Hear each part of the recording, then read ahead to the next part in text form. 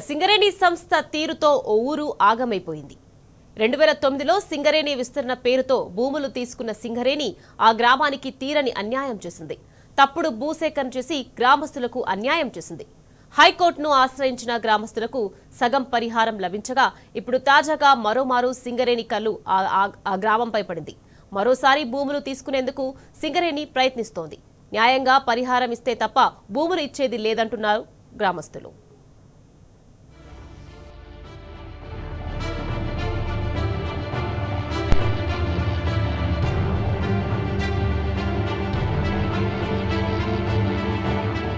పెద్దపల్లి జిల్లా రామగిరి మండలం బుధవారంపేట గ్రామాన్ని సింగరేణి సంస్థ ఆగం చేస్తోంది. సింగరేణి పరిధి రామగుండం రీజియన్ 3 ఓసీపీ రెండో విస్తరణలో భాగంగా 2009లో బుధవారంపేట గ్రామానికి చెందిన 708 ఎకరాలను భూసేకరణ కింద సేకరించింది. బుధవారంపేట గ్రామాన్ని సింగరేణి ప్రభావిత గ్రామంగా ప్రకటించింది. 2011-12లో డిఎన్డి కాగా 2015లో అవార్డు పాస్ అయింది. అయితే సింగరేణి అధికారులు భూసేకరణలో తమ గ్రామానికి అన్యాయం చేశారంటూ గ్రామస్తులు ఆరోపించారు. సింగరేణి అధికారులు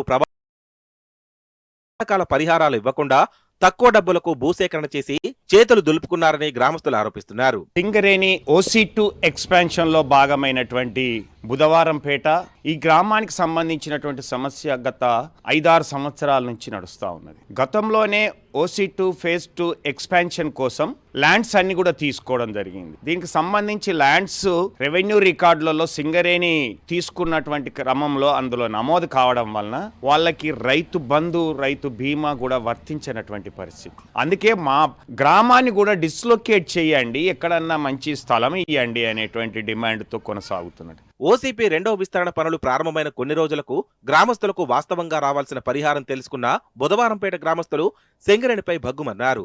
సింగరేణి ఇచ్చిన హామీలు అమలు కాకపోవడంతో పాటు ప్రభుత్వం నుండి వచ్చే సంక్షేమ పథకాలు అందక ఇబ్బందులు పడ్డారు.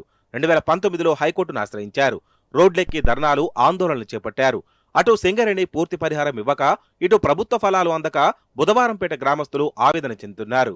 సింగరేణి డివైడ్ పాలసీ నిర్వహిస్తుంది. ఈ ప్రాంతంలో మెగా ఓపెన్ కాస్ట్ చేస్తున్న క్రమంలో ఈ గ్రామాన్ని విడగొడుతూ మేము గ్రామాన్నే తీసుకుంటాము, కానీ అక్కడ ఉన్న పంట పొలాలను తీసుకోమనే ఒక నిర్ణయానికి రావడం జరిగింది. దీంతో అక్కడ నిర్వాసితులు ఆందోళన చేస్తున్నారు. ఒక గ్రామాన్ని తీసుకున్నప్పుడు ఆ గ్రామ పరిధిలో గ్రామాన్ని తీసుకోవాలి, అక్కడ ఉన్న పంట పొలాలను తీసుకోవాలి. పంట పొలాలను తీసుకొని గ్రామాన్ని వదిలేస్తే చాలా ఇబ్బంది అవుతుంది. లేని పక్షంలో చాలా ఆందోళన ఏర్పడి భూ నిర్వాసితులందరూ కోర్టుకు వెళ్లే అవకాశం ఉంటది. సింగరేణి ఇప్పటికైనా తన బుద్ధిని మార్చుకొని భూ నిర్వాసితుల పక్షాన వారి బాధలు సాధక బాధలు తెలుసుకొని వారికి మద్దతు ఇవ్వాలి తప్పే డివైడ్ పాలసీని విడనాడాలని. గ్రామానికి సింగరేణి సంస్థ చేసిన అన్యాయంపై గ్రామస్తులు 2019లో హైకోర్టును ఆశ్రయించారు. హైకోర్టు 2023లో సింగరేణి చేసిన అవార్డు రద్దు చేసి భూములు రైతులకు తిరిగి ఇవ్వాలని, రైతులకు గతంలో మాదిరిగా రిజిస్ట్రేషన్ చేసి ఇవ్వాలని సంచలన తీర్పునిచ్చింది హైకోర్టు. ఇక అప్పటి నుండి రైతుకు సింగరేణి, రెవెన్యూ MRO, RTO కార్యాలయాల చుట్టూ తిరుగుతున్న 60% రైతులకు మాత్రమే భూములు తిరిగి రిజిస్ట్రేషన్ అయ్యాయి. మిగిలిన రైతులంతా ఇంకా సింగరేణి, రెవెన్యూ కార్యాలయాల చుట్టూ తిరుగుతూనే ఉన్నారు.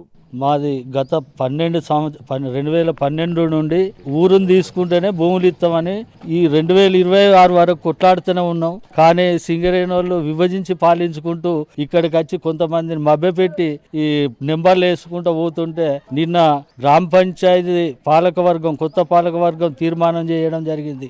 ఊరు తీసుకుంటేనే భూములు ఇస్తాం. కరాఖండిగా కలెక్టర్ గారికి, గౌరవ మినిస్టర్ గారు కూడా మెమోరాండాలో ఇవ్వడం జరిగింది. మేము ఇవి ఇక్కడ ఉన్న 2012 నుండి మాకు వచ్చే రైతు బంధు కానీ, రైతు బీమా కానీ, ఇటు క్రాప్ లోన్లో పోతే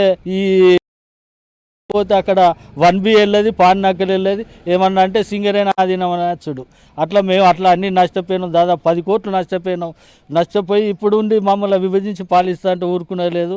దేనికైనా మేము సిద్ధంగా ఉన్నాం, పానాలు అర్పించడానికి సిద్ధంగా ఉన్నాం. అయితే బుధవారంపేట గ్రామస్తులకు సింగరేణి చేసిన నష్టాన్ని, అన్యాయాన్ని మరిచిపోకముందే తాజాగా మరోసారి సింగరేణి బుధవారంపేట భూములు తీసుకునేందుకు ప్రయత్నాలు చేస్తోంది. 4 నెలల క్రితం 536 ఎకరాలు కావాలని నోటిఫికేషన్ విడుదల చేసింది. 88 ఎకరాలు సైలెంట్ గా కొనుగోలు చేసింది. మరో 448 ఎకరాలు కావాలంటూ గ్రామస్తులను ఆశ్రయించింది. గతంలో జరిగిన అన్యాయాన్ని గుర్తు చేసుకున్నారు. 100% అన్ని రకాల పరిహారం చెల్లించాలని డిమాండ్ చేస్తున్నారు.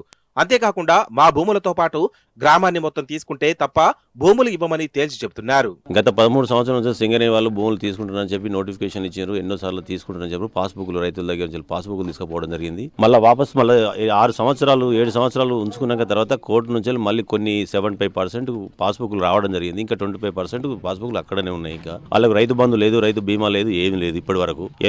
గత 10 సంవత్సరాల నుంచి ఊళ్ళో డెవలప్మెంట్ కూడా ఆగిపోవడం జరిగింది. మేము ఎన్నోసార్లు పోరాటం చేసినాం దీనికోసం, వ్యవసాయం మన భూముల కోసం, సింగరేణి భూముల కోసం చేస్తే వాళ్ళు ఎప్పుడు కూడా మా మాటలు మనసులో పెట్టుకోవడం లేదు. వాళ్ళు అటు నుంచి అటే తీసుకున్నారు, అయిపోయింది. మళ్ళీ మొన్నటి నుంచి మళ్ళీ వచ్చి 80 ఎకరాలు తీసుకున్నారు. 80 ఎకరాల తర్వాత మళ్ళీ 400 చిల్లర ఎకరాల భూములు మళ్ళీ తీసుకున్నారు, మళ్ళీ వచ్చారు. అయితే మా 400 ఎకరాల భూమిలో తీసుకుంటారు, 480 ఎకరాల భూమి మా బుధవారపేట గ్రామానికి సంబంధించిన భూమిలో తీసుకుంటారు. మా విలేజ్ ని తీసుకోవడానికి వాళ్ళకు రావడం లేదు.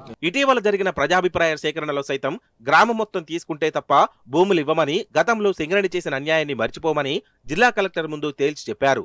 మొత్తం గ్రామాన్ని తీసుకోవాలని డిమాండ్ చేస్తున్నారు.